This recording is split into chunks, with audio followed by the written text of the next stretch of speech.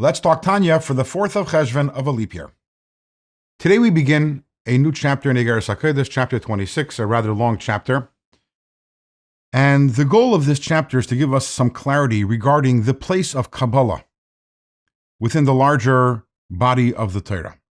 And this was obviously very important, specifically at the time when the Alter Rebbe was writing this letter. Chassidus, the Chassidic movement was very young at that time.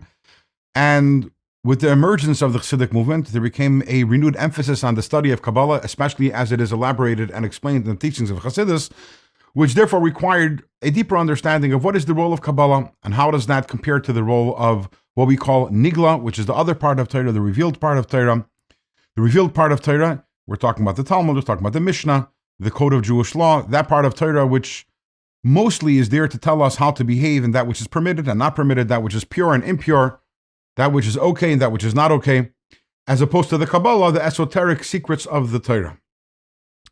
So the Alter Rebbe cites, and actually the entirety of today's Tanya is a citation from the Zohar. The Zohar is the primary book of Kabbalah, authored by Reb Shimon Bar Yochai some 2,000 years ago.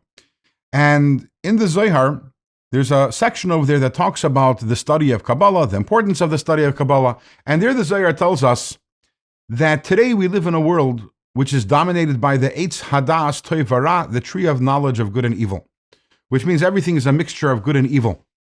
And therefore, our Torah study, our primary Torah study reflects that. What are we studying about? We're studying about everything here in this world, which is dominated by the Etz Hadaas, the tree of knowledge of good and evil. And that's why we're studying about that which is kosher and that which is not kosher, that which is asur and that which is mutter, that which is forbidden and that which is permitted, that which is pure and impure.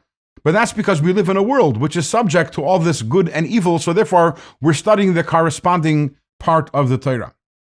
However, when Mashiach comes, then the state of the world will change. No longer will the world at that time be dominated by the Etz Hadaas, but rather we'll be entering the Etz Hachayim era, the era of the tree of life.